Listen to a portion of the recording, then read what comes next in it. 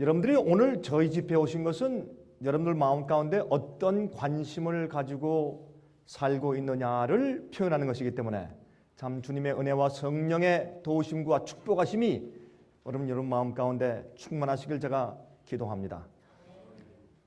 여러분, 저는 오늘 여러분들이 꽤 잘 아시는 아주 단순하고 간단한 문제를 말씀드릴 것입니다. 그러나 여러분들이 이 문제를 이렇게 생각해 본 적이 아마 과거에 없으셨을 것입니다. 그래서 오늘 이 단순한 문제지만은 이 문제가 정말 이제 곧 오시는 예수님을 위해서 우리가 어떠한 품성과 준비를 갖추어야 하는가에 대해서 깊은 인상을 끼치게 되길 바랍니다. 여러분, 세상에 가르침이 많습니다. 세상에 교리도 많고 바람도 많습니다. 이런 가르침 저런 가르침. 요즘에요 교회에서요 별 쇼를 다 합니다. 이렇게 말씀드려서 죄송합니다.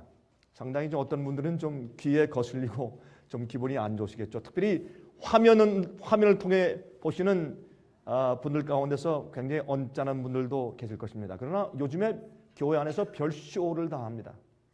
인간적인 엔터테인먼트, 그렇죠? 사람들을 즐겁게 하는 것들, 하나님의 말씀을 선포하는 것이 아니라 사람들의 귀를 즐겁게 하는 가르침 때문에 영혼들이 교회 안에서 망하고 있습니다. 예수님 이 땅에 속히 오시는 것도 모르고 사람들이 이 세상에서 잘 되는 것을 꿈꾸면서 살고 있습니다.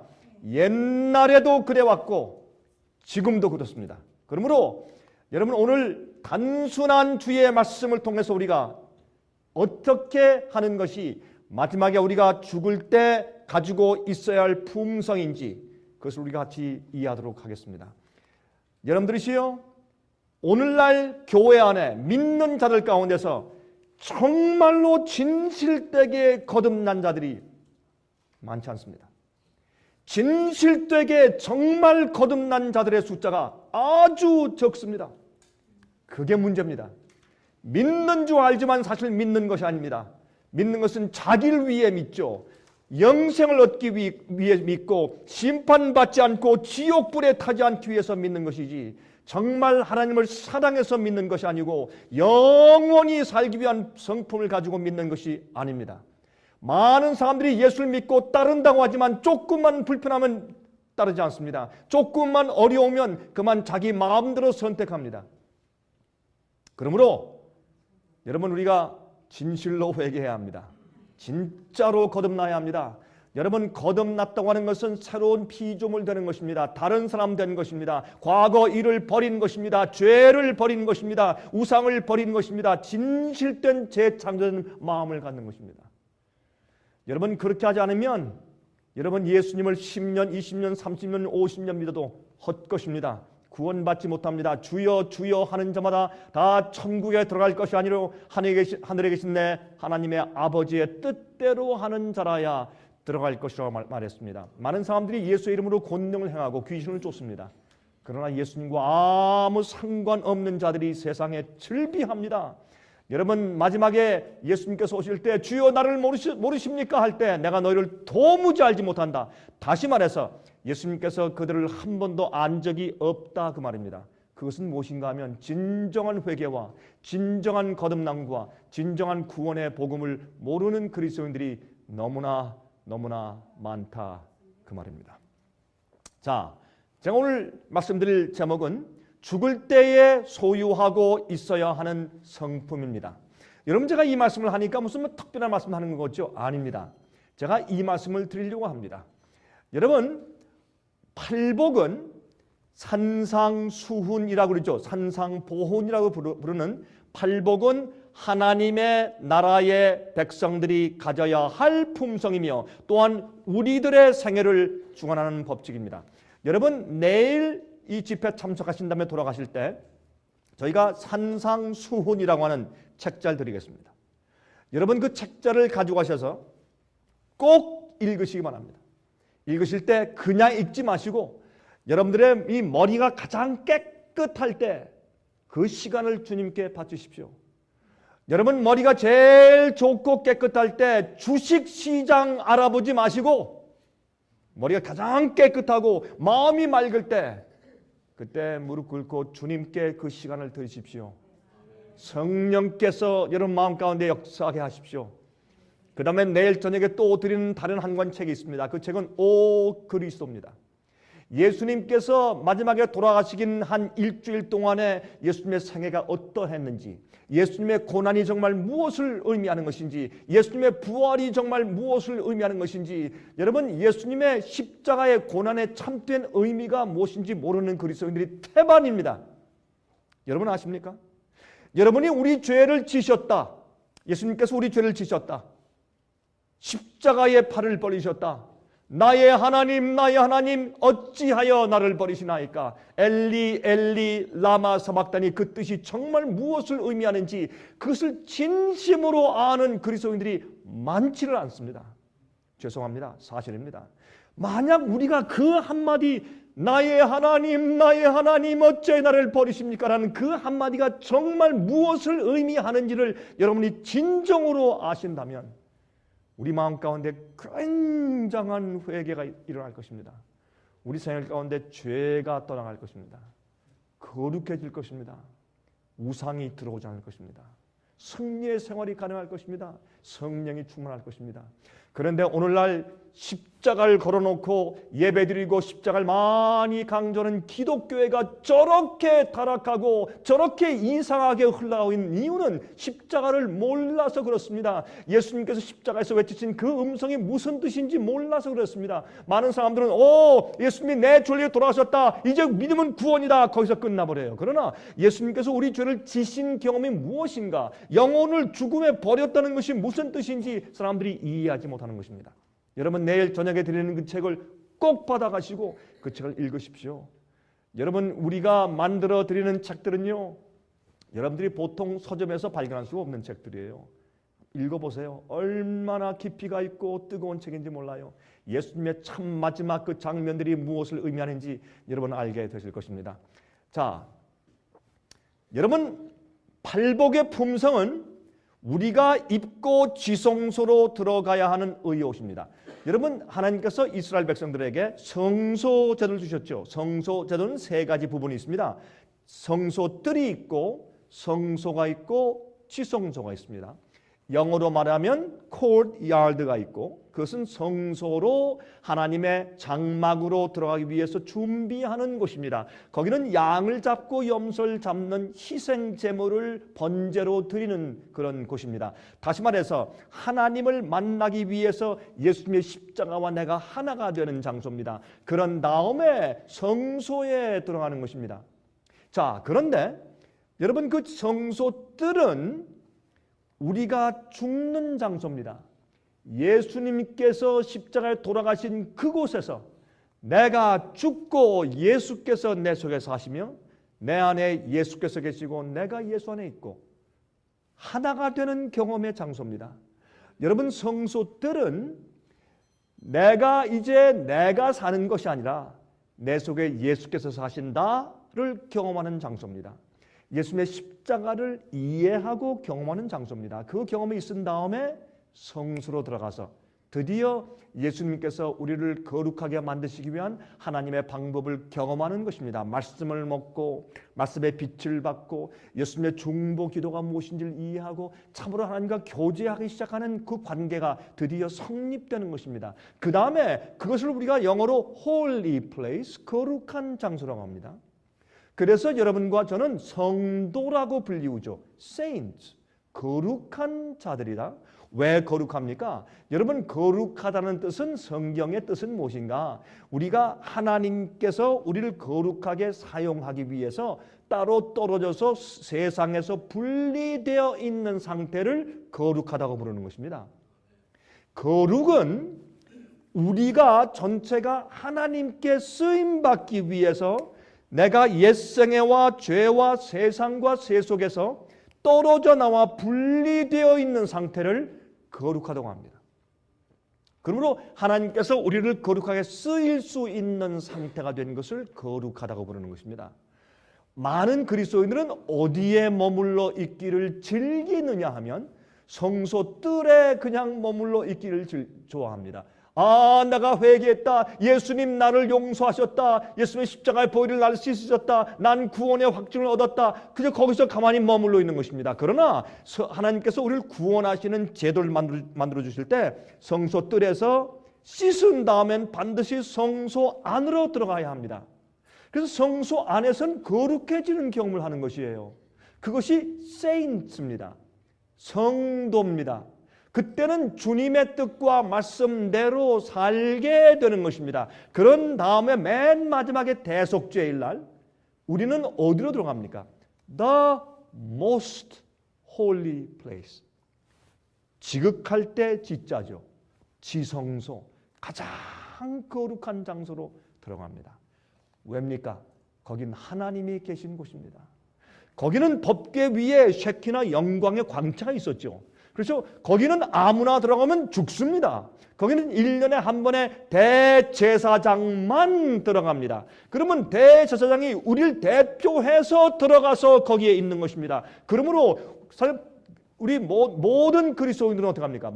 그리스도인이 아니라 그 당시에 모든 이스라엘 백성들은 대속죄일 날 그들은 두려운 마음을 가지고 가슴을 치면서 그들은 대제사장이 지성소 들어가서 자기들을 위해서 죄를 대속하기 위해서 중보 기도하는 그 장소를 바라보며 다 회개하는 금식 기도를 하며 하늘을 보냈습니다. 그것을 대속죄일이라고 부르는데 요즘의 유대인들도 그날을 욤키프르라고 부릅니다. 그것을 The Day of Atonement, 대속죄일입니다. 구속사업이 완성되는 날입니다. 여러분, 이 가르침이 오늘날 기독교에서 잃어버림을 당했기 때문에 정말 정결케 함과 마지막 주님께 오실 때 하나님을 만나기 위한 예비함이 무엇인지 사람들이 이해하지 못하고 살고 있다 그 말이에요. 이것은 얼마나 중요한 건지 모릅니다. 여러분 정말 잘 들으십시오. 제가 잘못이든지 많은 사람들이 잘못이든지 둘 중에 하나지 중간은 없습니다. 제가 분명히 말씀드리지만 오늘날 예수를 믿는다고 하는 많은 목사들 가운데 대부분이 멸망할 것입니다. 예수를 믿는다는 그리스도인 가운데 대부분이 지금 현재 이 상태대로 그냥 살아간다면 대부분이 다 지옥 갑니다. 다 멸망입니다. 구원받지 못합니다. 왜 그런지 아십니까? 타협된 복음, 잘못된 복음을 믿고 사람들이 살고 있기 때문에 예수 믿고 구원받는 줄 알다가 깜짝 놀랄 것입니다. 그들이 갑자기 하늘에서 하늘을 가르며 예수께서 영광 가운데 오실 때 그들이 얼굴이 새까매지면서 놀라서 그들이 자지러질 것입니다. 여러분, 제가요 괜히 사람들 여러분들 두려움을 주려고 제가 이런 얘기합니까? 아닙니다. 제가 가슴이 너무너무 아프고 너무너무 애타기 때문에 제가 소리를 지르고 다닙니다. 그런데 아십니까? 들을 귀가 있는 자는 들을지어다 예수께서 말씀하셨습니다. 여러분이시여 정말 깨어나셔야 합니다. 정말 믿는 자들은요 예수님처럼 살아야 합니다. 어떤 사람들은 그러면 나는 결혼도 하지 말고 난 맨날 방랑생활하면서 예수님처럼 살아야 됩니까? 그런 뜻이 아닙니다. 우리의 마음 상태와 하나님을 믿는 우리 신뢰의 믿음이 예수님처럼 우리가 살아야 합니다. 그래서 맨 마지막 성도들의 특징이 무엇입니까? 하나님의 계명을 지키며 예수 믿음을 가진 자라고 말씀하지 않습니까? 예수의 믿음, 예수의 믿음은 예수를 믿는 믿음뿐만 아니라 예수께서 이 땅에 사실 때 가지고 있었던 그 믿음을 가진 백성들이 마지막 주의 백성들입니다. 기억하셔야 합니다. 그러므로 여러분 이 팔복은 무엇인가? 여러분 우리가 십자가의 경험과 용서의 경험을 한 다음에 성소에 들어가서 예수님과 동행하는 경험을 한 다음에 맨 마지막에 하나님이 계신 곳에 들어가서 쉐키나 영광 하나님의 임재 앞에서 타죽지 아니하고 그 앞에 서서 살 수 있는 자로 준비된 상태로 지성소에 들어가는 경험이에요. 그것이 뭔지 아십니까? 팔복이에요. 예수님께서 축복의 산에서 팔복을 말씀하실 때 거기에 모여있는 많은 수천 명의 사람들 내려다보시면서 예수님께서 마음 가운데 착각하셨을 겁니다. 하늘에 계실 때 수천 천만만 천사들 앞에서 주님께서 말씀하실 때 그때 분위기로 착각했을 것이에요. 여러분 팔복은 하늘에 사는 사람들의 성품의 특징을 나열한 것입니다. 여러분 무슨 뜻인가 잠깐 보실까요 이제? 자, 우리 이 말씀을 같이 좀 연구해 보도록 하겠습니다. 마태복음 6장 33절은 마태복음 5장에 있는 팔복의 말씀대로 사는 자들에게 주신 약속입니다. 너희는 먼저 그의 나라와 그의 의를 구하라. 그리하면 이 모든 것을 너에게 더하실 것이라. 우리가 주님께서 말씀하신 팔복의 성품대로 살 때에 그것이 우리가 먼저 그의 나라와 그의 의를 구하는 태도와 성품이고, 그러할 때 모든 것을 너에게 더해줄 것이라. 여러분, 주님께서 우리에게 성령을 주십니다. 여러분, 부모가요 자녀를 사랑하죠. 사랑할 때 어떻게 사랑합니까? 얘야 사랑한다, 그걸 끝입니까? 아닙니다. 사랑은 행동입니다. 우리가 하나님을 사랑한다 그러죠. 예수께서 말씀하기를 너희가 나를 사랑하면 내 무엇을 지키라? 계명을 지키라. 율법주의네? 이상하네요. 아니에요. 사랑은 행동이에요. 사랑은 주는 것이에요. 사랑은 순종입니다. 이것을 오늘날 기독교회가 잊어버렸습니다. 그러므로 예수 믿는다고 하면서 항상 계명을 범하면서 구원받은 줄로 착각하고 살고 있는 것입니다. 잘못된 것입니다. 믿으면, 성령이 우리 마음 가운데 거하시면 우린 주의 계명을 지키는 품성을 가지고 자연스럽게 주님의 뜻대로 순종해 사는 것이 좋은 것입니다. 그러므로 부모가 자식을 사랑하는 것은 뭐예요? 젖을 주는 것을 말하는 것이에요. 부모가 자식을 사랑하는 것은 뭐예요? 먹을 것을 주는 것이에요. 입을 것을 주는 것이에요. 사는 집을 주는 것이에요. 그것이 사랑이에요. 우리가 주님을 사랑하면 어떻게 하는 것이에요? 주님을 공경하고 주의 말씀대로 순종에 따라 사는 것을 말하는 것입니다.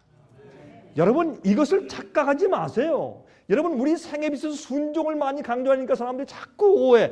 아니에요. 여러분이시요, 이 순종은 우리가 우리의 노력으로 구원 얻으려고 하는 것을 말하는 것이 아니라 우리 마음 가운데 예수님의 사랑이 간절히 거하시면 자연히 주님의 뜻대로 살게 돼 있고, 주님의 말씀대로 따라 살지 않는 사람은 주님을 사랑하는 사람이 아니라 그 말이에요. 왜요? 여러분 보세요. 너희가 악한 부모라도 자식에게 좋은 것을 줄 줄 알거든. 여러분, 생선을 달라는 아이에게 독사를 줄 부모가 어디에 있느냐? 하물며 하늘에 계신 너희 아버지께서 너에게 구하는 자에게 성령을 주시지 않겠느냐 그랬어요.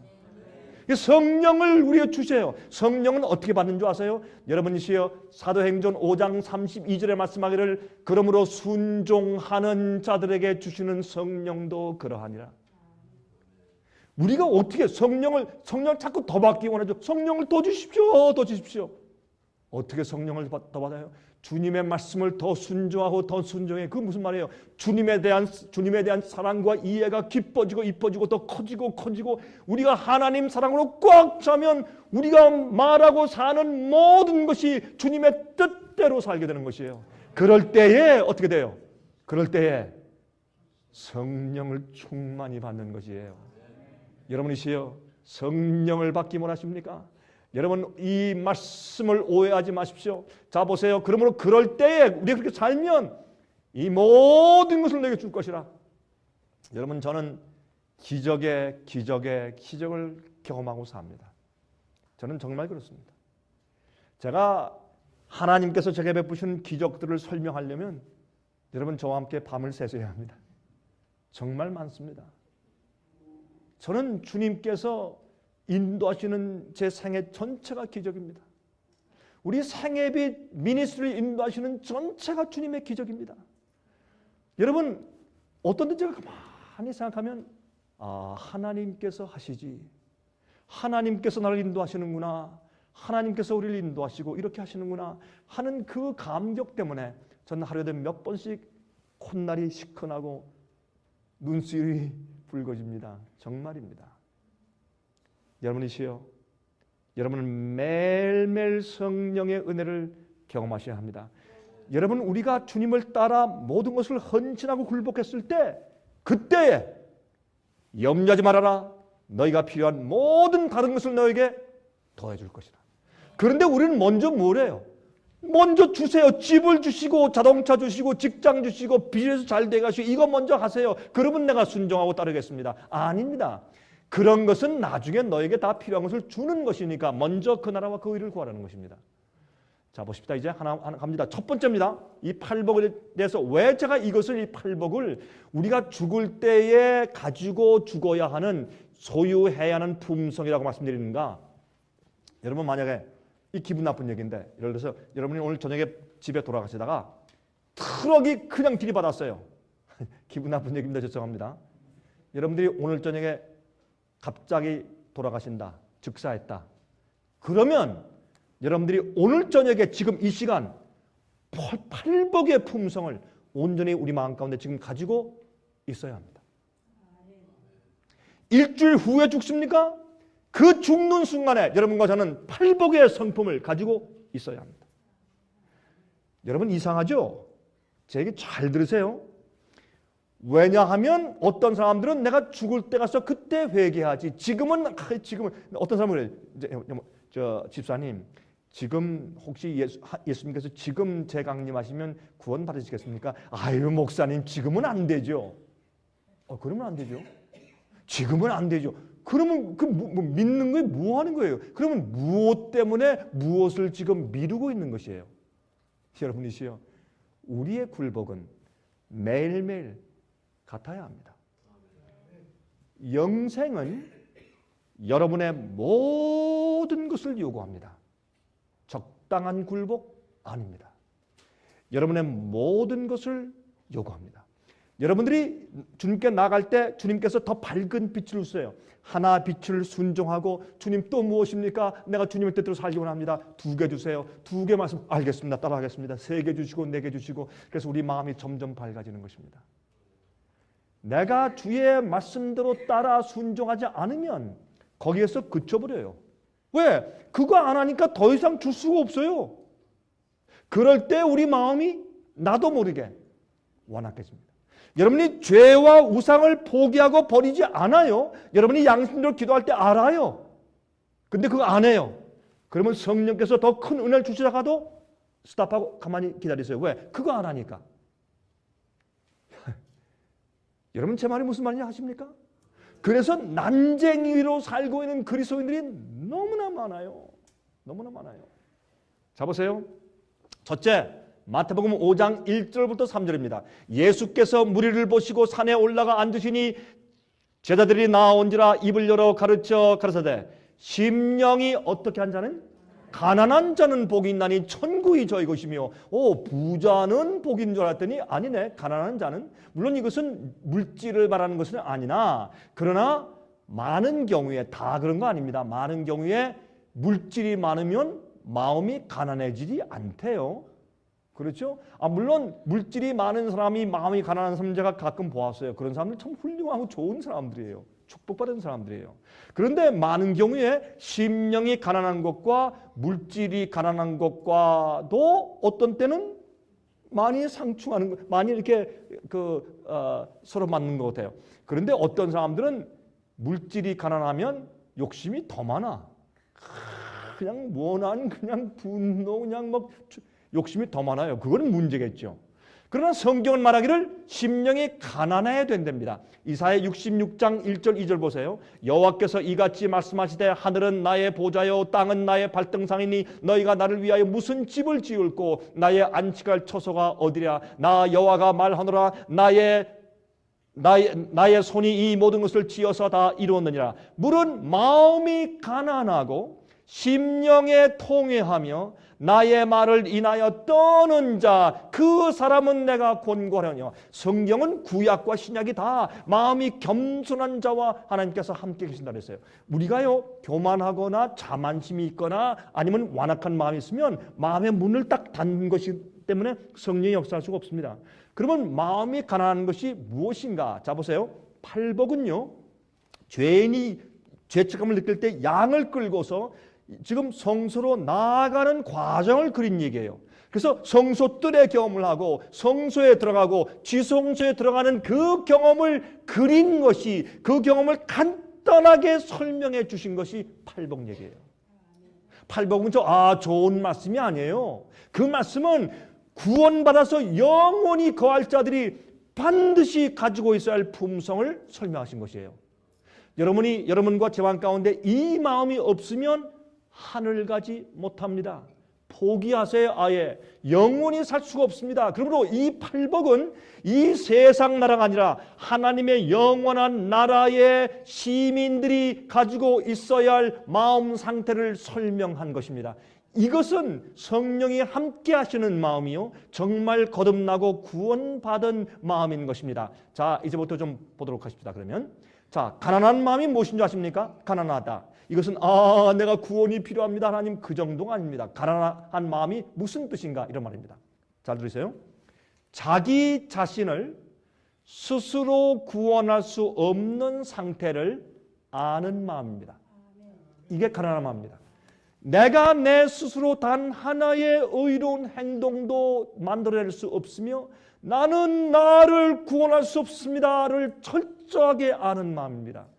나는 내가 스스로 나를 의롭게 할 수 없고 난 단 하나의 죄도 내가 스스로 해결할 수 없습니다 라고 하는 마음입니다. 이게 가난한 마음입니다. 다시 말해서 하나님의 의의 부가 내 마음 가운데 없단 말입니다.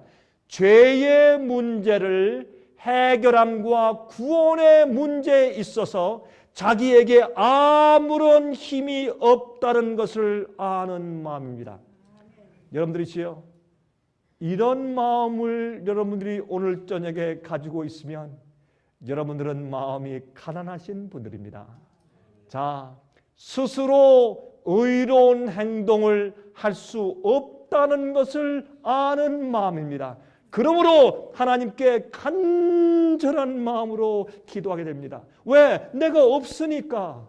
내가 없고 내가 안 되고 못하기 때문에 우리가 구하는 것은 위로부터 오는 하나님의 은혜와 능력밖에는 없는 것을 알기 때문에 그의 마음은 너무나 가난해요. 여러분, 배고픈 경험 해보셨습니까? 여러분, 옛날에 한국에서 강냉이 죽 먹던 시절에 살아본 분들 혹시 계세요, 여기에? 여러분, 저도 지금 젊습니다만은 그러나 나이를 조금 먹었거든요. 그래서 옛날에 한국에서 강냉이 죽 먹던 시대도 제가 있었습니다, 그때. 근데요, 그거 참 배고파요. 제가요, 참 고등학교 때 제가 한번 굶어봤는데 먹을 것이 없으니까 저녁 굶고 아침 굶고 학교에 등굣길에 버스를 탔는데 친구들은 막 그냥 재밌게 노는데 배가 고파가지고 말이죠. 그러니까 기운이 없대요. 그 한창 자랄 나이에 먹을 것이 없어서 이제 굶었으니까. 그리고 이제 버스를 타고서 이제 가려고 하니까 뒤에서 병구에서 누군가 쳐다보니까 제 어머님이 지난 12월 때 돌아가셨거든요. 제 어머님이 따라오시더니 눈물을 훔치시더니 뭘 이렇게 싼 것을 제 주머니, 제 교복 주머니에 쑥 집어넣고 가시더라고요. 여기 뭔가 하고 보니까 약간 따뜻해. 그래서 타고서 저 뒤에 가서 앉아서 이렇게 나중에 가면서 손에 이게 주머니에 넣어보니까 볶은 콩. 제가 지금 그거 잊지를 못해요. 소이빈, 그걸 볶았어요. 고개 한 줌. 그래서 그거를 씹으면서 갔어요. 배고픔을 경험한 사람들은 밥을 원해요. 밥을 얼마나 원하는지. 제가 아는 한 분이 얘기했는데 6.25 사변 때 너무나 배고파서 어쩔 줄 모르고 막 이거 비틀거리고 가는데 누가 산소에다가 옛날엔 그 하얀 쌀밥을 이밥이라 그랬어요. 이밥을 갖다 제살 싹 드리고 그거 갖다가 거기다 비석 앞에 딱 엎어놓은 것 같더래요. 너무나 좋아서 그냥 가서 다이빙을 해서 그걸 먹는데 그렇게 맛있더래요. 그게. 배가 고픈 사람은 이 가난한 자의 심령을 알잖아요. 그 배고픈 거. 이게 가난한 자요. 내게는 나의 죄를 용서하거나 나를 죄의 힘에서 해방시켜 주거나 나를 의롭게 만들어 주거나 내 죄를 용서하거나 나를 구원할 힘이 내게 전혀 없는 것을 체험적으로 할 때 하나님이셔 난 가난합니다. 이게 가난한 심령이에요. 이런 가난한 심령이 생겨야 무엇이 들어가요? 성령의 은혜가 들어가요. 예? 이런 마음이 먼저 있어야 돼요. 여러분, 라오디게아 교회 상태가 뭔지 아십니까?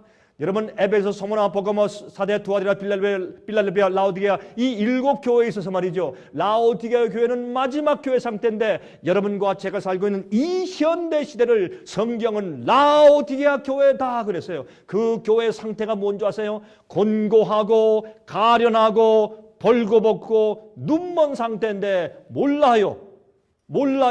어떻게 해요? 나는 부자라 부여하여 부족한 것이 없다라고 말하는 교회가 이 교회예요. 여러분, 오늘날 이 시대 기독교를 보세요. 참 부자예요. 없는 게 없어요. 테크놀로지, 좋은 건물, 많은 사람들, 참 참 교회가 부자예요. 그런데 곤고하고 가련하고 벌거벗고 눈멀었어요. 이것을 깨닫고 아는 사람들이 마음이 가난한 사람들이에요. 이것이 생겨야 우리가 죽을 때 가지고 있어야 할 소유할 품성이 준비돼요. 이 가난한 마음이 없는 사람들은 시작이 안 돼요. 그래서 우리가 그것을 시작해야 합니다.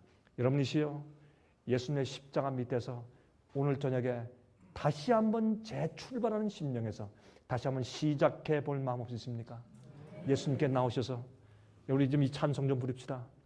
여러분, 찬송가 339장을 보면 여기에 큰 죄에 빠진 날 위에 주 보혈 흘려주시고 또 나를 오라 하시니 주께로 거저 갑니다. 내 죄를 씻는 능력은 주 보혈밖에 없도다. 정하게 되기 위하여 주께로 거저갑니다. 여러분, 자, 많은 사람들이 그래요. 나는 죄인입니다. 주여 용서하십시오. 용서하십시오. 그것만이 아니라 진실로 나를 씻는 것은 주의 보혈밖에 없고 나는 정말 죄를 버리고 씻고 다시는 죄에 빠지길 원치 않습니다는 간절한 심령을 가져야 합니다. 그럴 때에 우리 마음이 가난해지고 이렇게 가난한 심령이 생기면 드디어 우리가 이제부터 거기에 하나하나 쌓아 나갑시다. 그리고 맨 마지막에 우리가 죽을 때 반드시 가지고 있어야 할 성품이 무엇인지 딱 드러나요. 우리 그것을 이해하게 되는 것입니다. 이게 출발이에요. 자, 우리 찬송을 같이 부르도록 하십시다.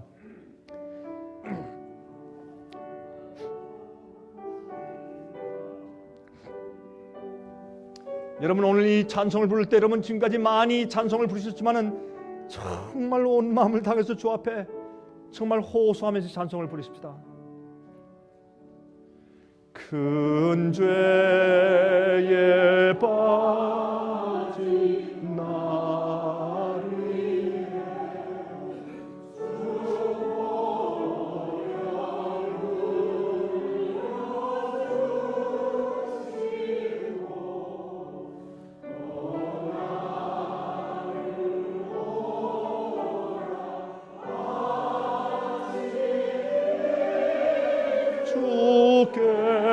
주께로 거저갑니다.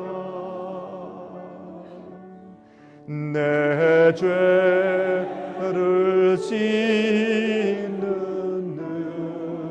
능력은 주 보혈밖에 없도다. 정하게 되길 원하여 주께로 거저가니 큰 죄악 씻기 원하나 큰 죄악 씻기 원하나 내 힘이 항상 약하니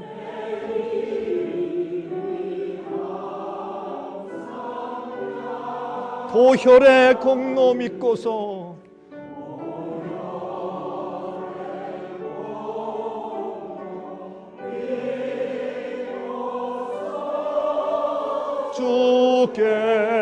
주께로 거저갑니.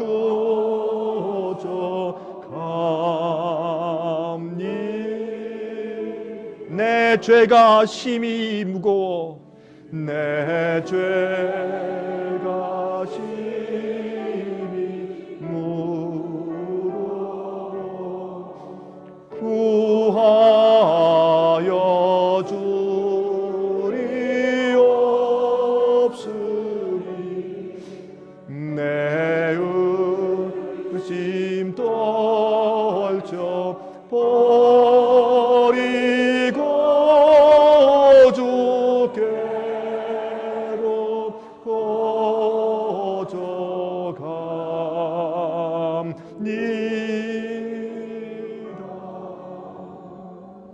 아멘. 아멘. 여러분, 둘째입니다. 마태복음 5장 4절에 우리가 그렇게 가난한 심령을 가지면 주님께서 우리 마음 가운데 무엇을 선물로 주시는가? 드디어 회개가 생깁니다. 그래서 예수께서 말씀하기를 두 번째로 애통하는 자는 복이 있나니 저희가 위로를 받을 것이며, 우리가요 내 힘으로 아무것도 할 수 없고 내게 의가 없고 내 스스로 구원할 것이 아무것도 없다는 것을 인정하고 마음이 가난해지면 드디어 주님께서 회개를 불러일으키세요. 여러분, 회개는요 우리가 우리 속에서 우리가 스스로 쥐어 짜내는 것이 아닙니다. 회개는 하나님께서 우리에게 회개의 영을 주시는 것입니다. 회개는 하나님께서 우리를 회개시키시는 것이지 우리가 회개하는 것이 아니에요. 그것을 이해하셔야 돼요. 그러므로 우리가 마음이 가난해지면 애통하는 마음이 들어와요. 그런 자들이 드디어 위로를 받는 것입니다. 그러므로 시편 51장 17절에 말씀하기를 하나님의 구하는 제사는 상한 심령이라. 하나님이여 상하고 통회하는 마음을 주께서 멸시치 아니하시리다 그랬어요. 여러분, 또한 죄에 대한 애통은 무엇을 말하는 것인가? 죄 자체에 대하여 진정으로 슬퍼하는 것이에요. 아이고 내가 이 죄 때문에 심판받겠다. 아이고 내가 저 사람한테 체면 구겼네. 그것이 아니에요. 내가 잘못한 죄 자체 때문에 마음이 아프고 슬퍼지는 것이에요. 죄를 미워하게 되는 것이에요. 또한 주님께 너무나 죄송한 것이에요. 그 죄를 지신 주님의 십자가 앞에서 내가 볼 면목이 없어요. 죄 자체가 슬퍼져요. 그래야 우리가 죄를 미워하고 버리게 되는 것입니다. 여러분, 에서의 슬픔은 무엇입니까? 장자권을 잃어버린 데 오는 후회예요. 여러분, 회개는 후회가 아닙니다. 회개는 죄에 대한 애통하는 심령입니다. 애통할 때에 교만한 자가 자기 자신에 대해서 죽습니다. 죄에 대해서 정말 애통할 때 자만심과 교만에서 우리 자신이 죽는 것입니다. 여러분이 진정한 죄에 대한 애통이 생깁니다. 마음이 가난해져야 돼요. 두 번째, 그때 주님께서 우리 마음 가운데 애통하는 심령을 성령께서 불러 일으켜 주시는 것입니다. 자, 이제 찬송가 177장입니다. 성령이여 강림하사. 저는 이 찬송의 가사를 참 좋아해요. 성령이여 강림하사 나를 감화하시고 애통하며 회개할 마음 충만하게 하소서.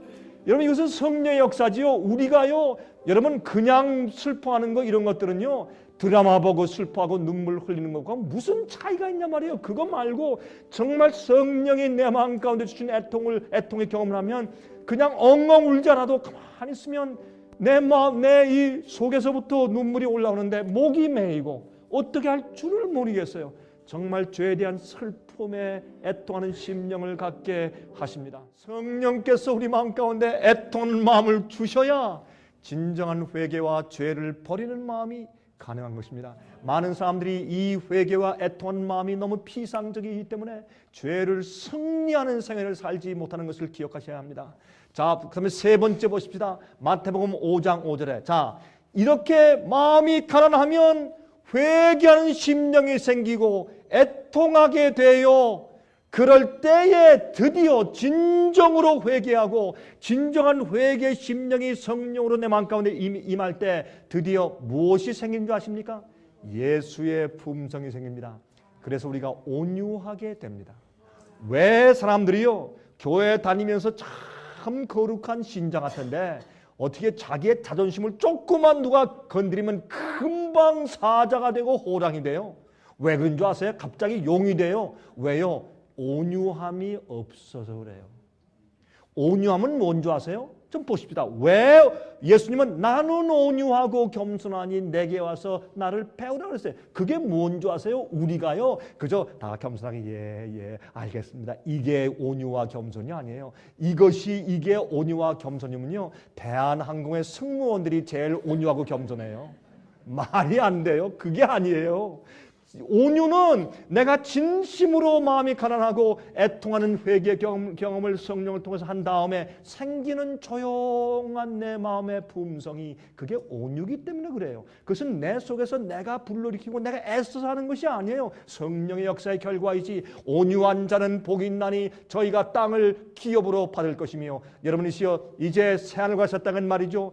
여러분 사자와 양이 같이 어울려 놀아요. 그런 곳에요 온유치 못한 자가 가면 다 망해버려요. 큰일 나요. 온유한 자만 그 땅을 차지할 것이에요. 여러분 여기 보세요. 애통함이 없이 온유할 수가 없습니다. 가난하지 않고는 애통할 수가 없습니다. 자기 자신과 죄에 대하여 죽은 자가 온유해집니다. 자, 여러분 이렇게 생각하니까 팔복이 보통 말씀이 아니죠. 이 팔복은 우리가 하나님께 지성소로 나아가는 계단을 예수님께서 쉽고 간단하게 설명해 주신 것이에요. 자, 온유한 자는 가르침을 받을 수 있는 마음을 가진 자예요. 교만한 자는 가르칠 수 없는 사람이에요. 그렇죠? 자, 그래서 시편 25장 9절에 말씀하기를 온유한 자를 공의로 지도하시며 온유한 자에게 그 도를 가르치시리로다 그랬어요. 온유한 마음이 없으면요, 여러분 절대로 진리를 아무리 얘기해도 소용이 없는 것을 제가 체험적으로 경험합니다. 하나님께 심판을 맡기고 있기 때문에 온유할 수가 있는 것입니다. 온유함은요, 어떤 환경 가운데 있든지 우리가 어떤 취급을 받든지 간에 불문하고 내가 하나님의 평화를 조용히 유지하고 있는 상태가 온유함이에요. 온유함은 내 속에서 말이죠, 막 화산처럼 막 분노와 막 질시가 막 불불 끓어올라오는데도 참자 이건 온유가 아니에요. 온유하려고 애쓰는 거지, 온유하려고 애쓰는 것은 온유함이 아니에요.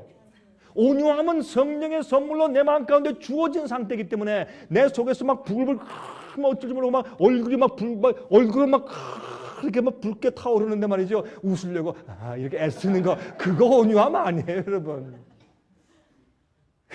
이런 성품은요, 성령께서 우리 마음 가운데 아로새겨 주시는 경험들이에요. 여러분 그걸 이해하셔야 돼요. 예? 하나님의 품성은 나는 온유하고 겸손하니 하나님께 모든 심판을 맡겼기 때문에 조용할 수 있어요. 파도가 풍랑이 칠 때 예수께서 바람을 꾸짖어서 고요하고 잠잠하라. 잠잠했어요. 그러니까 그 제자들이 놀랐어요.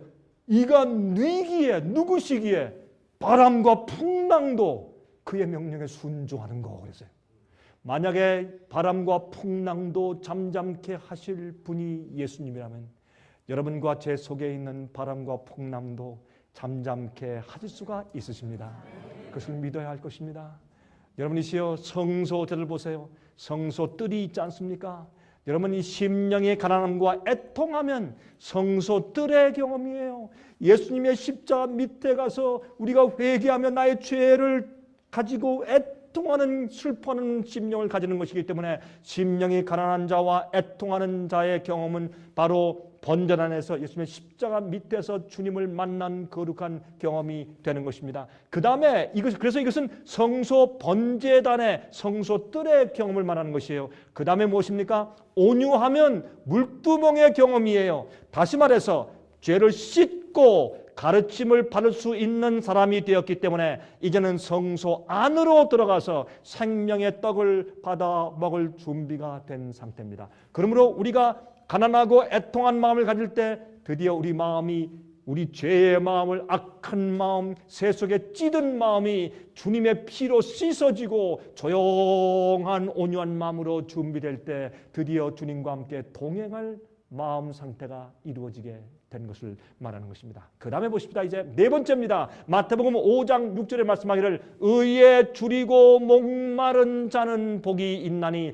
저희가 배부를 것이며, 우리가 이렇게 마음이 가난한 자가 애통하게 되고 그 다음에 온유한 마음으로 변했을 때 그때 드디어 배가 고파요.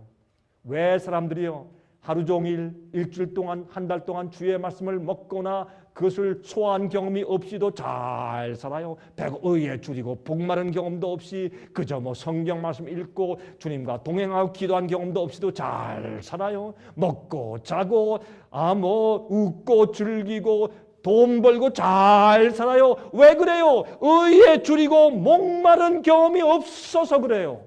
우리가요 하루만 한 끼만 굶어도 죽을 경험을 하는 것처럼 우리가 주님의 의의 경험이 내 속에 들어오는 것을 조금만 굶어도 견딜 수 없는 목마른 자가 되어야 합니다. 그런 마음이 생길 때 의에 줄이고 목마를 때 그 의가 우리 속에 채워지는 것입니다. 예? 그것을 말하는 것이에요. 자, 이것은 성소 안에 들어간 자의 경험이에요. 성소에 들어가면 왼쪽에 촛대가 있고 오른쪽에 떡상이 있고 가운데 분향단이 있어요. 이것은 왼쪽에 여러분 7 금촛대에 비춘 주의 말씀을 상징해요. 주의 말씀은 내 발의 등이요 내 길의 빛이니이다. 주의 성경 말씀을 상징해요. 오른쪽에 떡은 뭘 상징해요? 나는 이 세상에 내려온 생명의 떡이다. 내가 너에게 이런 말이 생명과 영이라 그랬어요. 그러므로 생명의 떡은 주께서 말씀하신 말씀을 상징해요. 그러므로 성소에 들어가서 의의 줄인 자가 뭘 먹어요? 주의 말씀을 막 받아 먹어요. 귀걸이 든 사람처럼. 의에 줄이고 목마르기 때문에 생명의 떡을 먹게 된단 말이에요. 이것이 무엇입니까? 성소 안에 들어간 경험이에요. 이런 자가 예수 그리스도의 중보의 은혜를 받고 살 수 있어요. 여러분, 예수님의 중보의 기도는 아무나 받는 줄 아세요? 예수님 믿는다고 다 예수님의 중보의 은혜 가운데 사는 줄 아십니까? 잘못됐습니다. 정말로 지금 이와 같은 단계에 거친 진정한 그리스도인 경험을 한 자가 드디어 예수님의 중보의 기도의 은총 아래 살게 되고 그 사람은 주님의 빛 되신 말씀과 생명의 떡 되신 말씀을 계속 먹고 살아요. 왜? 굶주리니까 먹고 싶어 견딜 수 없어요. 주의 말씀을 먹고 이해하고 듣고 내가 소화하지 않으면 견딜 수 없어. 목말라서 배고파서 견딜 수 없어요. 여러분, 그런 마음이 있어야 합니다. 그렇습니까? 그런 마음이 있어야 합니다.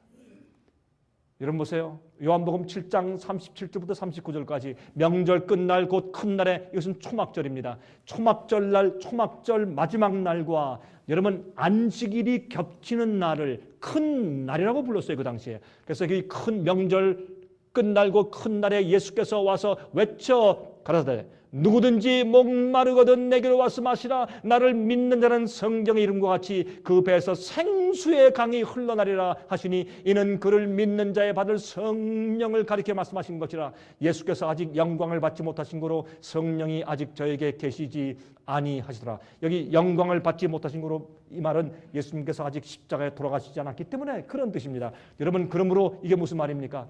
주의 말씀을 받아 먹으면 우리 배에서 생수의 강이 흘러요.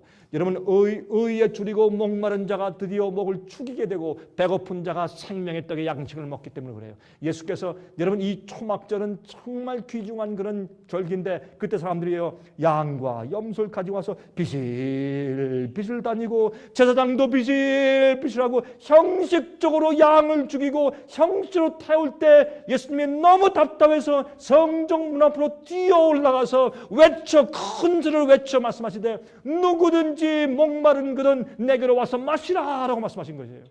지금도 마찬가지예요. 오늘날 교회 다니는 많은 그리스도인들이 교회에 왔다 갔다 하며 문지방만 닳게 할 때 예수께서 소리 지르시기를 정말 의에 줄이고 목마른 자는 내게 와서 마시라고 말씀을 하신다 그 말입니다. 자, 5번째 봅시다. 마태복음 5장 7절입니다. 긍휼히 여기는 자는 복이 있나니 저희가 긍휼히 여김을 받을 것이며 드디어 예수님의 성품이 들어오죠. 그렇죠? 이런 단계에 들어가니까 예수님께서 하나님이 우리를 불쌍히 여김처럼 우리가 서로 불쌍히 여기게 돼요. 그렇죠? 긍휼히 여기는 자, 불쌍히 여기는 자, 이것이 무엇입니까? 용서하며 동정하는 자입니다. 용서하며 동정하는 자. 우리가 기도할 때 주의 기도는 뭐라고 합니까? 우리가 우리에게 죄 지은 자를 사하여 준 것 같이 우리의 죄를 사하여 주옵시고, 우리가 우리에게 죄 지은 자를 사하여 준 것 같이 우리의 죄를 사하여 주옵시고. 여러분, 마태복음 18장에 뭐라 그랬습니까? 여러분, 적은 동관을 용서하지 않은 한 동관에게, 그렇죠? 예, 그 왕이 그에게 10,000달란트의 빚을 용서해 줬는데 조그만 한 데나리온을 용서해 주지 않은 그 동관에게 그 왕이 내가 보니까 내가 용서할 자격이 없다. 너 내 빚진 거 용서해 줬지만 다시 물러라. 완전히 다 갚을 때까지 못 나온다고 감옥에 가뒀다고 했어요. 그건 무엇입니까? 용서해 주었으나, 용서의 약속을 주셨으나 용서하는 긍휼적인 심령을 가지지 못한 자를 심판하시는 것을 말해요. 그러면 우리가 남을 용서한다. 이게 우리 힘으로 되느냐고요. 여러분이시여, 제가 아는 부인들이 좀 있는데 그 부인들은요 젊을 때 남편이 너무나 속을 새겼다고 해서 나이가 꽤 드셨는데 지금도 남편을 용서하지 못해요. 같이 살긴 살아. 남편 용서를 못해. 제가 알아요. 그분들은요. 그래서 한 번은 조용히 그 집사님과 얘기했는데 그래요. 목사님 모르셔서 그래요. 저는 일생 동안 원한에 사무쳐 살아왔어요. 남편이 얼마나 속을 새겼는지. 목사님, 내 남편이 바람 필 때 그때 내 심정을 이해하십니까? 목사님은 여자가 아니니까 이해가 안 되시죠? 그래서요, 제가 어떤 데 가만히 한참 듣다가 한 번은 제가 그분과 대화를 좀 할 수 있으니까 이런 얘기 했어요. 아, 그래서 그렇게 복수를 하시는군요. 그랬더니, 목사님 무슨 말씀하세요? 내가 지금 데리고 사는데 내 남편을. 아, 그래서 복수를 하시는군요. 다시 얘기했어요. 그랬더니 가만히 계시면서 그 집사님이 울어요. 그래서 복수를 하시는군요. 여러분 용서하고 긍휼히 여기는 마음은 여러분 힘으로 안 됩니다. 이거는 우리가 하는 게 아니기 때문에 팔복은 우리가 만들어내는 성품이 아닙니다. 마음이 가난해지면 애통하게 되고 애통하는 자는 온유하게 되고 그 다음에 하나하나 의에 줄이고 목마른 자는 배부른 다음에 드디어 주의 말씀으로 채우고 배부르고 의의 경험이 들어가면 성령의 은혜로 자연히 이 세상에 더 이상 중요한 것이 없고 관심이 없어요. 제일 중요한 것은 내가 어떻게 하면 주님 닮을까? 주님을 기쁘시게 할까 밖에 없어요. 긍휼히 여기게 돼요. 마태복음 18장 35절 너희가 각각 중심으로 형제를 용서하지 아니하면 내 천부께서도 너에게 이와 같이 하시리라. 우리가 각각 중심으로 형제를 용서하지 못하면 하나님이 우리를 그렇게 하신대.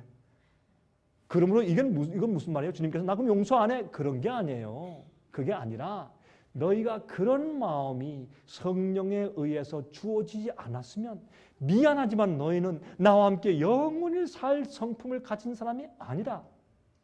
오늘 저녁에 우리가 쓰러져 심장마비로 죽는다고 해도 우린 이 마음을 지금 가지고 있어야 합니다. 이게 우리 힘으로 가능합니까? 안 됩니다. 여러분 얼마 전에 제가 남미에 가서 제가 집회를 하는데 한 500명, 600명 모였어요. 남미 가서 집회할 땐 사람들이 많이 와요. 한 캠프 장소인데 사람들이 막 꽉 찼어요. 이모 가운데 오른쪽 왼쪽에 막 쫙 사람들이 꽉 찼어요.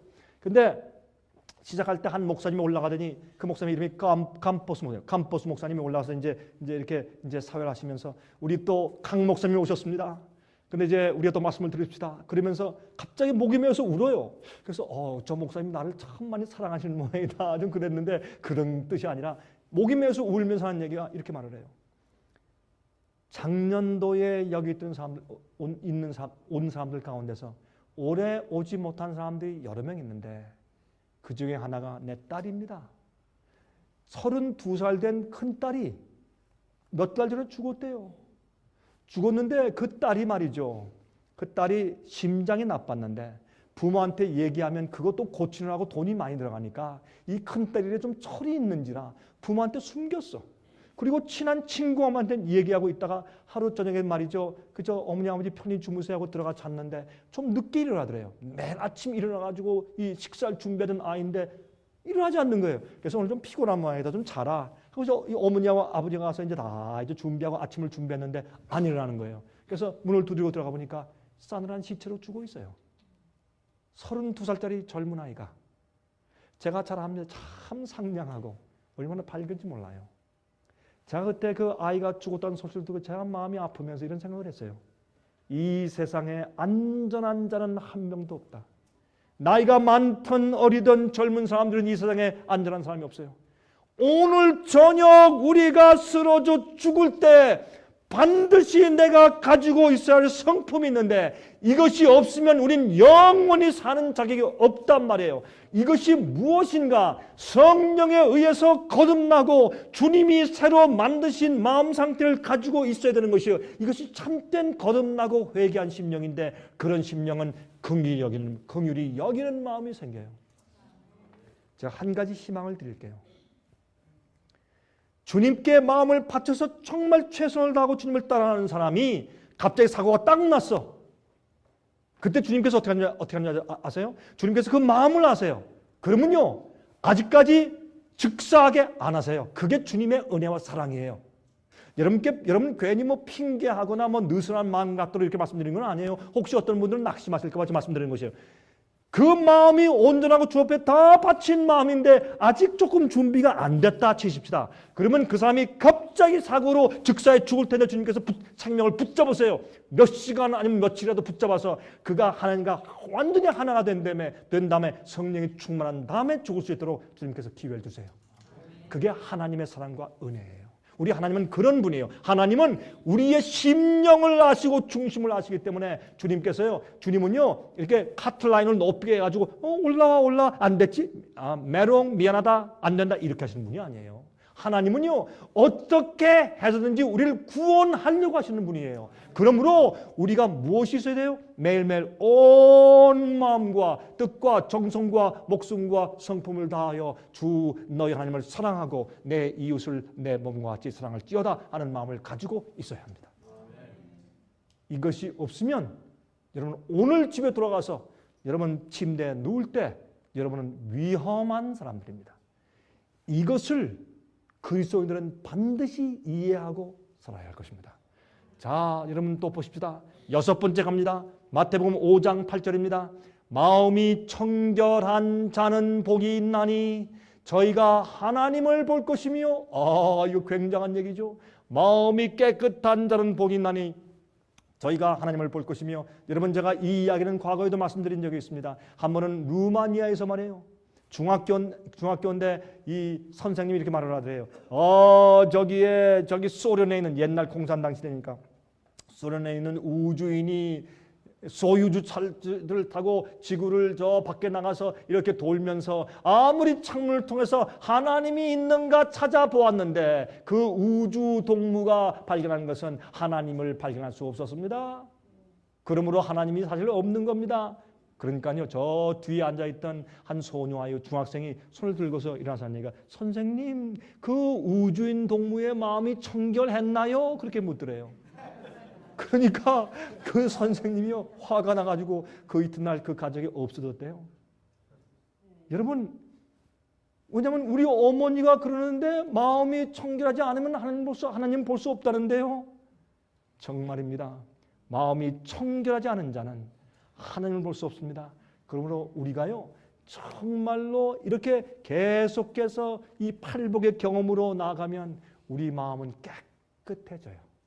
거룩해져요. 그런 자들에게 무엇이 보여요?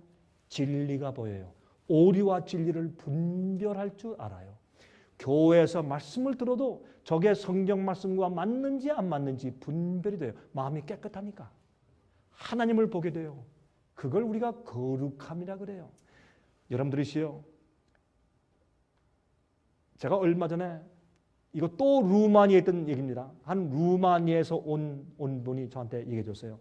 여러분, 제가 얼마 전에 8월 초에 제가 유럽에서 제가 집회를 했습니다. 집회할 때 거기는 루마니아에서 온 사람, 헝가리에서 온 사람, 폴란드에서 온 사람, 독일에서 온 사람, 스위스에서 온 사람, 이태리에서 온 사람, 영국에서 온 사람, 또 덴마크에서 온 사람, 홀랜드, 네덜란드에서 온 사람, 그런 사람들이 많이 모여 있었어요. 큰 텐트를 치고. 제가 여기서 말씀을 전하는데 참 여러 가지 경험들을 했는데 한 루마니아에서 온 분이 저한테 와서 이런 얘기를 해요. 목사님 아십니까? 옛날에 공산 치하에 있을 때 루마니아에서 그때 집회하지 못하는 명령이 내렸어요. 그래서 교인들이 교회 가서 집회를 못하는 것이에요. 그렇죠? 집회해야 할 텐데. 참 이상한 것을 말해요. 서로 연락망도 없고 말도 못하고 그랬는데 이상하게 말해요. 이상하게 사람들이 하나씩 성령의 인도하심을 따라서 모인대요. 그래서 이렇게 그 성령의 이끄심으로 가다 보면 어떤 숲속에 어떤 산속에 가면은 한 명씩 하면서 모이는데 교인들이 거기 다 모인대요. 어느 장소에 당신 어떻게 알고 왔어? 형제 자매요. 당신 어떻게 왔어? 나도 모른다고 성령의 인도하심으로 와서 보니까 당신들이 여기에 있네. 그래서 거기서 숲속에서 찬송을 부르고 예배를 드렸대요. 그리고 흩어지고 그 다음 주에 또 이상한 감동이 생겨서 이리저리 가다 보면 또 다른 장소에 또 교인들이 다 모여서 찬송을 부르고 예배를 드렸대요. 여러분 아십니까? 이제 조금 있으면 제가 자꾸 얘기하니까 여러분 제발 좀 제 말 좀 들어보세요. 이 세상이 절대로 오래가지 못해요. 이거 오래갈 거죠? 아니에요. 짐승의 뼈 환란 곧 와요. 이 세상 곧 망합니다. 예수님 속히 오세요. 이럴 때 마지막에 지금 교회가 많고 교파도 많고 믿는 자가 많죠. 그러나 정말 하나님 백성들은 성령의 음성을 듣는 백성들이에요. 그래서 그 백성들은 하늘로 묶일 거예요. 생의 빛은 교파를 세우거나 교회를 세우는 사람들이 아니에요. 그러나 우리는 주의 마지막 남은 무리 참된 백성을 준비시키는 사람들이에요. 이 백성들이 진리를 알고 깨닫고 성령의 음성을 듣는 경험을 하고 이렇게 마음이 청결해지면 무엇으로 진리로 말씀으로 채워지면 이 사람들은 나중에 성령의 음성을 통해서 모여요. 그땐 교파가 없어요. 하나님 백성만 있어요. 진리의 백성이 있는데 그 사람들 뭐라 그랬어요? 하나님의 계명을 지키며 예수의 믿음을 가지고 있다. 예수의 증거를 가지고 있다. 여자의 남은 무리다. 그랬어요. 남은 무리가 생겨요. 여러분 제발 그 남은 무리에 속하게 되시길 제가 바랍니다. 절대로 그 무리에서 빠지시면 안 됩니다. 여러분 이걸 기억하셔야 돼요. 여러분이 매번 교회 가서 찬송 부르고 기도한다고 거기 들어가는 것이 아니에요. 여러분이 지금 마음속에 성령을 경험하고 진리대로 사십시오. 주님을 사랑하십니까? 주의 계명을 지키십시오. 마음껏 양심이 가짜겠습니까? 죄를 깨달으세요. 버리세요. 잘못된 거 있으세요? 버리세요. 우상을 포기하세요. 그리고 내가 이렇게 주님께 살아야 할 텐데 못하고 있다. 빨리 정리하고 부응하고 개혁하고 바꾸세요. 순종하세요. 그렇게 하셔야 돼요. 은혜의 시간이 끝난 이후에 우리는 청결한 마음을 가지고 있어야 합니다. 그들은 하나님을 보는 사람들이기 때문에 그렇습니다. 자, 보세요. 여러분, 제가 가끔 설교할 때 인용하는 책이 있는데 영어로 The Great Controversy. 큰 전쟁, 큰 대쟁투, 투쟁 그런 뜻이에요. 이 책은 놀라운 책이에요. 여러분 이 책이 아직 없는 분들 계세요? 저희 사무실에 전화하세요. 직원들한테 얘기하세요. 그리고 이름과 이렇게 주소를 주세요. 그럼 우리 보내드릴게. 기가 막힌 책이에요. 저는 이 책을 읽고 나서 성경이 한눈에 보이기 시작했어요. 와, 이런 책도 다 있나. 근데 여기 보면은 이런 놀라운 말이 있어요. 사탄은 이 책 623페이지 보니까 제가 이 책 읽으면서 이거는 영감이다. 이런 말은 이거는 아무나 할 수 있는 말이 아니다. 제가 느꼈어요. 보세요 한번. 어떤 말인가. 사탄은 하나님의 아들에게 승리를 얻을 수 있는 길을 전혀 발견할 수 없었다. 이게 예수 믿음이거든요. 예수께서 이 땅에 여러분과 저와 같은 이런 육신을 가지고 이 땅에 오셔서 이렇게 타락한 이후에 4,000년 이후에 육신을 쓰고 오셔서 사시면서도 마귀의 유혹에 넘어지거나 죄를 한 번도 지은 적이 없어요. 그것이 예수의 믿음이에요. 보세요. 예수님께서는 당신의 아버지의 계명을 지키셨다. 계명을 지킨다는 뜻이 뭐예요? 죄를 안 짓는단 말이에요. 이런 얘기를 하니까 사람들이 극단이다, 광신이다. 죄 안 짓는 사람이 어디 있어? 다 죄의 본성이 있는데. 그래요? 그러면 예수님께서 너희가 날 사랑하느냐? 그러면 내 계명을 지키라. 왜 그랬어요? 죄를 가서는 다시 죄를 범치 말라. 그런 얘기를 뭐하러 하셨느냐고요? 뭐 쇼하신 거예요? 아니에요. 계명을 지키란 말은 죄를 짓지 말란 얘기예요. 아닙니까? 죄는 뭐예요? 계명을 어기는 게 죄예요. 그러므로 우리는 우리 힘이 아니라 하나님의 능력과 성령의 은혜로 우린 죄를 승리할 수가 있어야 합니다. 그게 자연스러운 것이고 당연한 것입니다. 그러므로 보세요. 예수님은 아버지의 계명을 지키셨다. 그러므로 그분에게는 사탄이 이용할 수 있는 죄가 전혀 없었다. 그러므로 이게 뭐예요? 죄를 품지 말라. 죄를 품지 말라 그랬어요, 성경에. 죄를 품지 않고 있어야 마귀가 우리 속에 들어와서 죄를 짓게 딴지를 걸 수 없는 거예요. 어떻게 죄를 품지 않느냐? 진정한 회개가 있어야 돼요. 진정한 애통하는 경험이 있어야 돼요. 우리 마음 가운데 의에 줄이고 목말라서 주의 말씀과 의가 계속 차곡차곡 쌓여야 돼요. 그런데 어떻게 죄를 품고 살아요? 죄가 들어 유혹받고 시험받고 어떤 때는 쓰러지고 넘어질 때는 있어요. 미끄러질 때가 있어요. 그러나 의도적으로 한 것이 아니에요. 죄를 사랑하지 않아요. 여러분 그런 자들은 여러분 지나가다가 비싼 꽃병에 꽃을 꽂고 다 조심스럽게 가는데 골목에서 친구가 있다가 이렇게 다리를 싹 걸어서 딱 넘어져서 다 깼다. 누구 잘못이에요? 다리 건 사람 잘못이에요? 꽃병을 가져가는 사람 잘못이에요? 다리 건 사람 잘못이에요. 어떤 때는 마귀가 우리 다리를 걸어요. 딱 걸어가지고 딱 넘어지게. 그러면 우리가 한두 번 코를 깬 다음에 어떻게 할까요?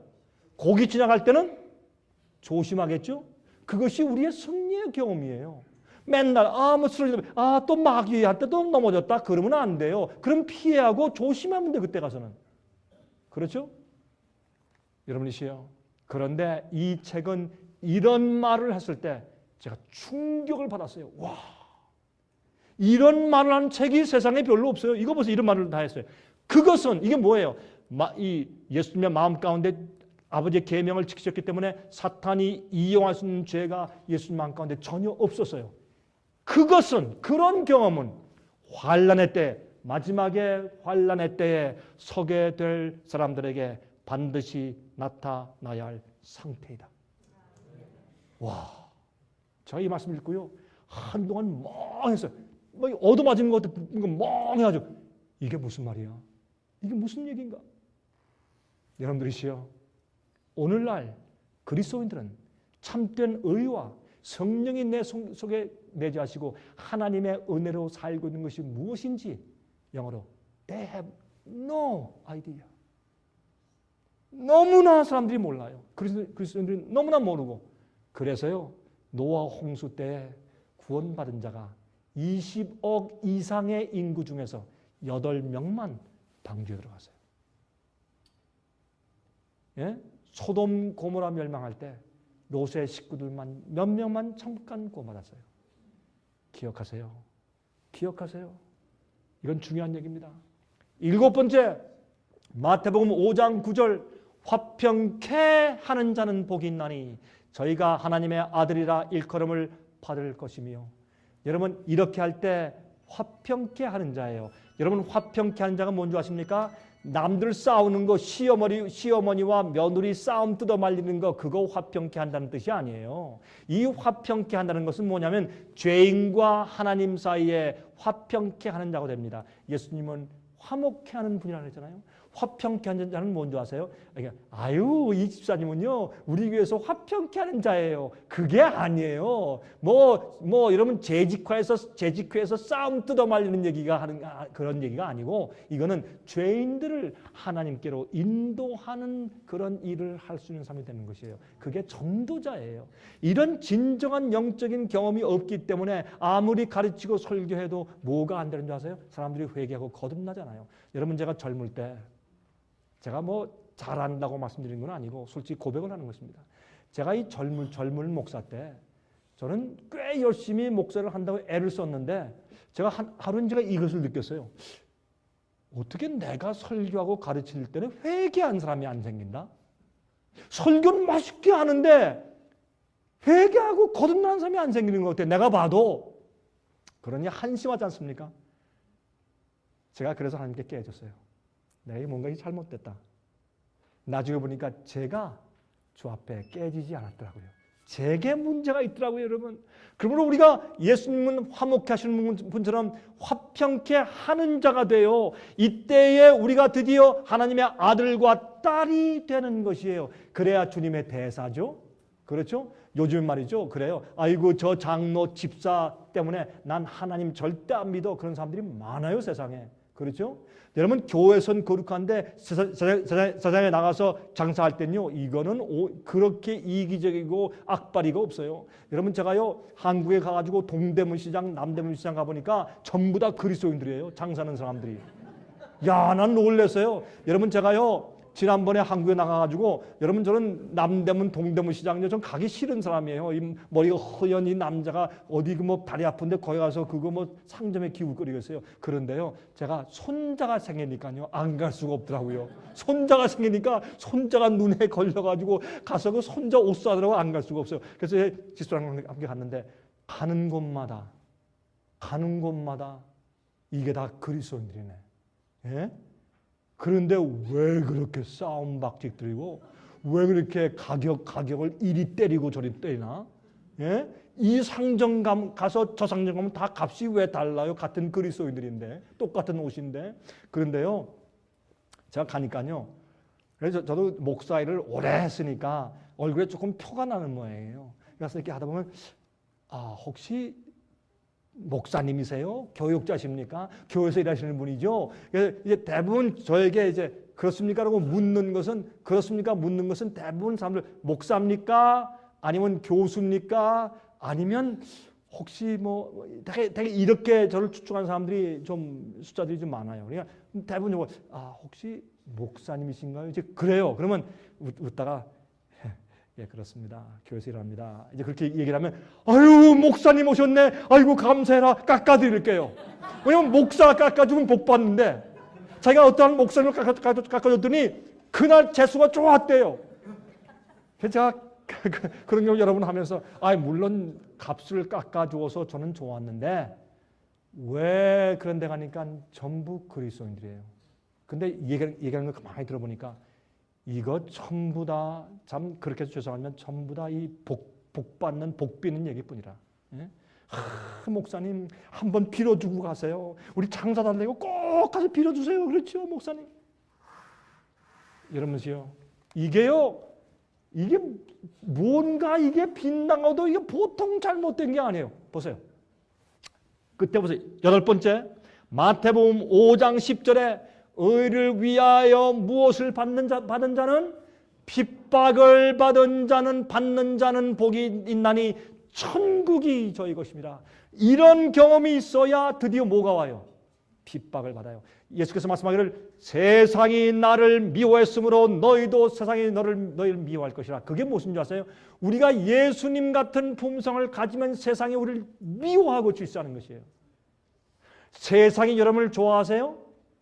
여러분 교회에 다니는데 교회에서 아주 세속적이고 돈 잘 알고 인간의 인기 좋아하는 그런 사람들이 여러분을 아주 좋아합니까? 여러분은 뭔가 잘못되어 있는 사람들이에요.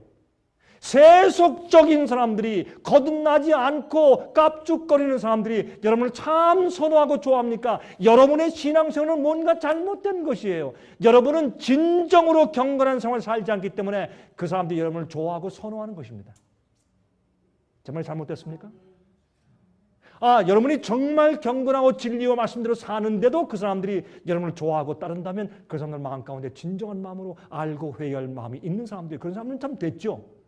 그러나 정말 성령의 은혜가 없는 그런 세속적인 교인들이 여러분을 핍박하고 미워하지 않는다? 뭔가 잘못된 것이요.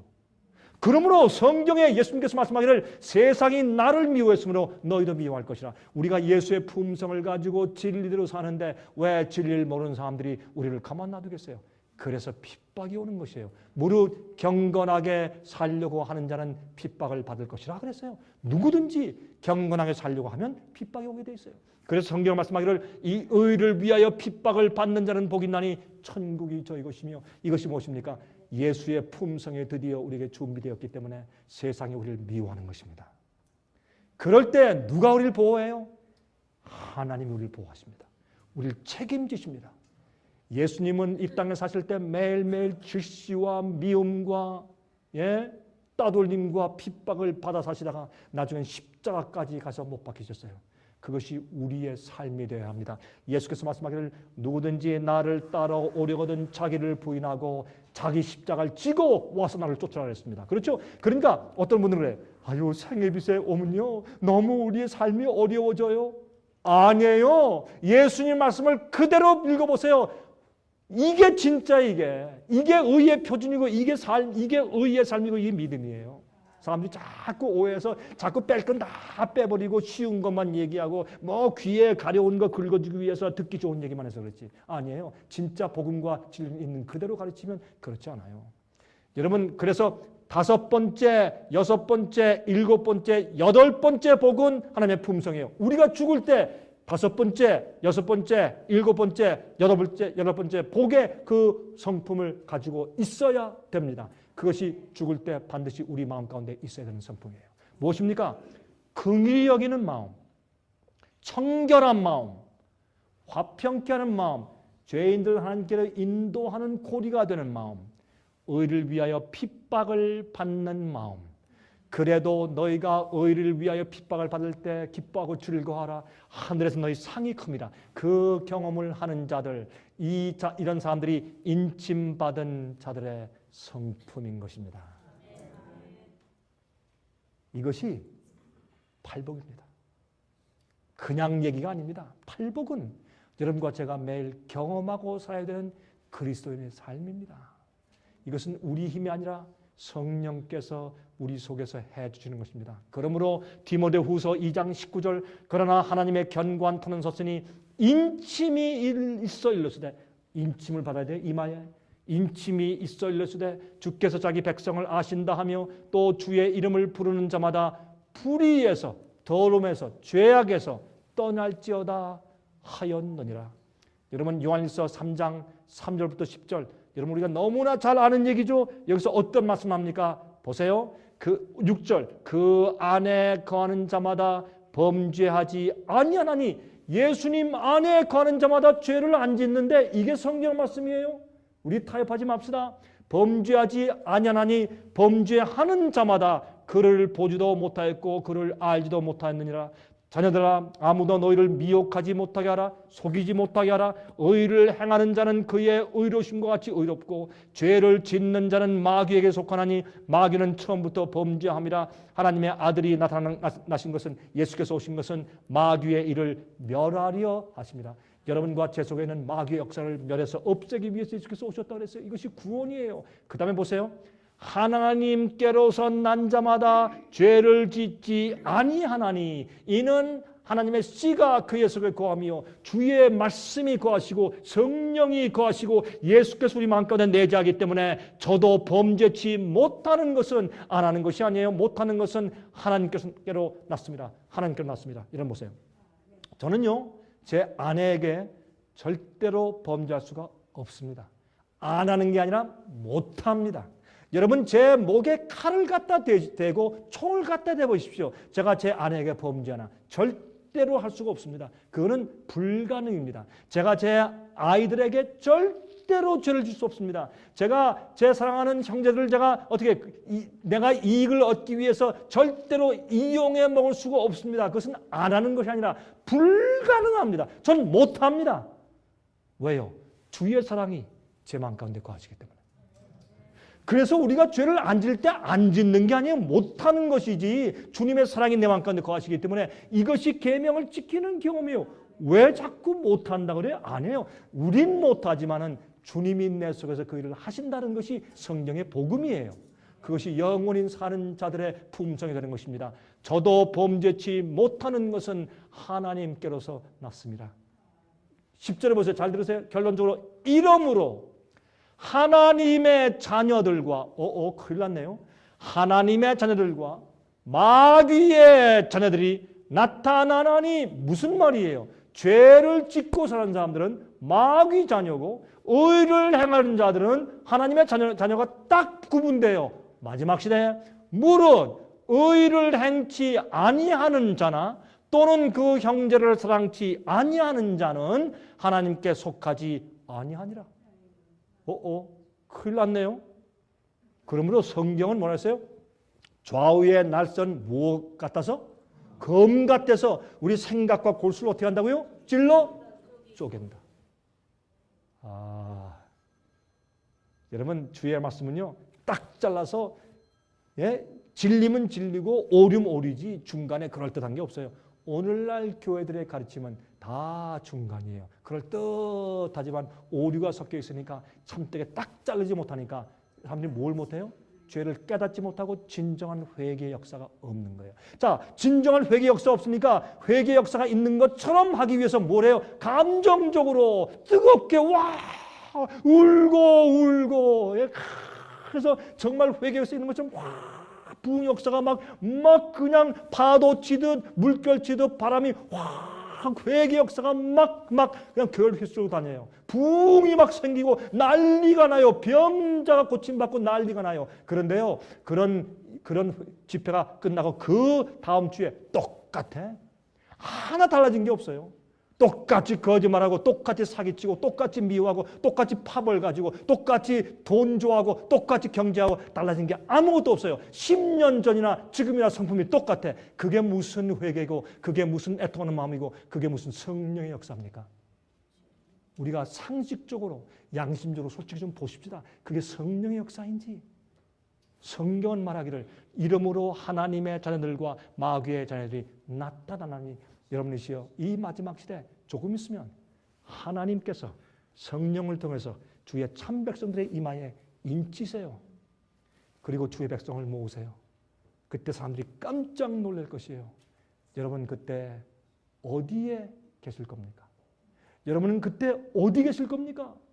어느 무리에 속하실 것이에요? 생각해 보셔야 돼요. 다니엘 12장 1절과 10절 보세요. 그때 내 민족을 호위하는 대군 미가엘이 일어날 것이요. 또 환란이 있으니 이는 개국 이래로 그때까지 없던 환란일 것이며 앞으로요 굉장한 파도가 생겨요. 경제공황. 옛날 1930년도는 그건요 유치원이에요. 굉장히 어려운 일이 와요. 여러분 뭐 조금 돈 모아놓은 거 아니면 웰페어 타는 게 안전한 것 같죠? 여러분 깜짝 놀라실 것이에요. 재난들 요즘 보는 이런 재난이요. 세 발의 피해요. 그때 내 백성 중 무릇 책에 기록된 모든 자가 구원을 얻을 것이라. 많은 사람이 연단을 받아 스스로 정결케 하며 희귀할 것이나 회개 누가 해요? 내가 한 것이에요. 스스로 정결케 하며 희귀할 것이나 악한 사람은 악을 행하리니 악한 자는 아무도 깨닫지 못하되 오직 지혜 있는 자는 깨달을 것이라. 여러분 악한 자는요 이렇게 살면 그냥 다 구원받는 줄 알아요. 아니에요.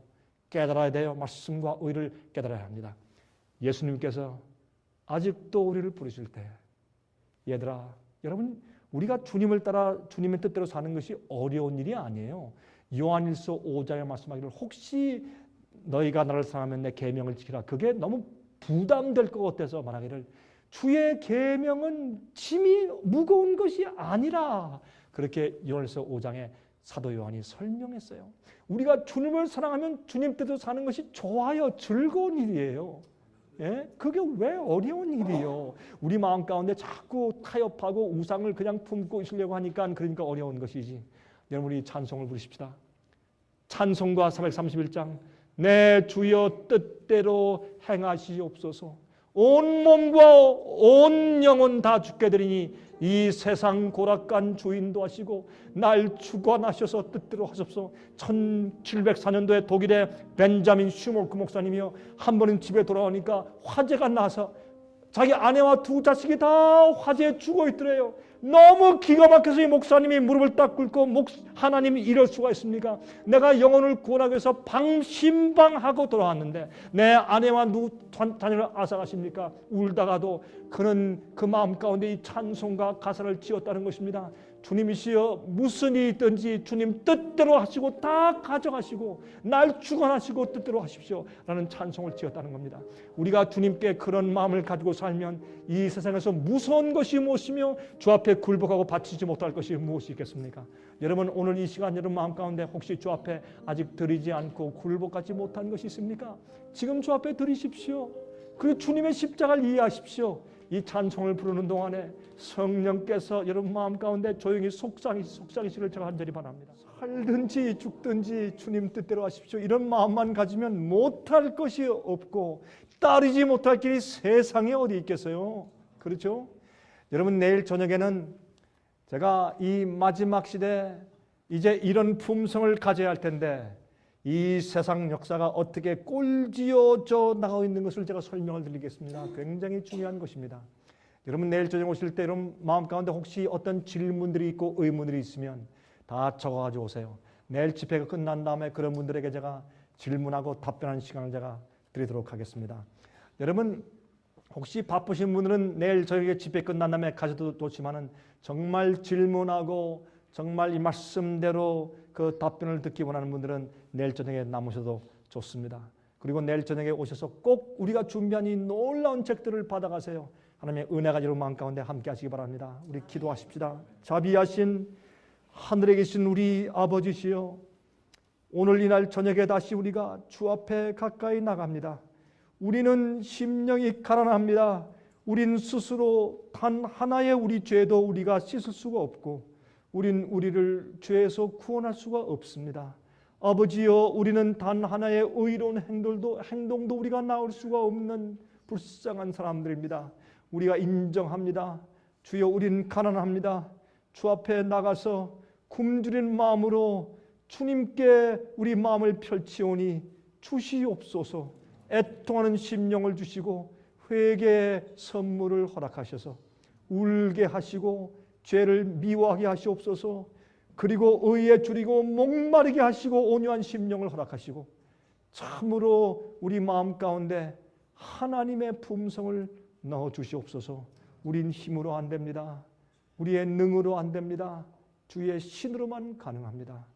주여 도와주시고 우리의 이마에 인쳐주시고 마지막에 주의 참된 백성들을 불러서 모실 때 목자는 그 양을 알고 양들은 그 목자의 음성을 아는 것처럼 주님의 양들을 부르실 때 우리를 기억하여 주시고 어떤 일이 있든지 한 명도 놓치지 말고 주님의 우리의 불러 모아 구원하여 주시옵소서. 주님의 거룩하신 이름만 의지하여서 간절하게 기도드리옵나이다. 아멘.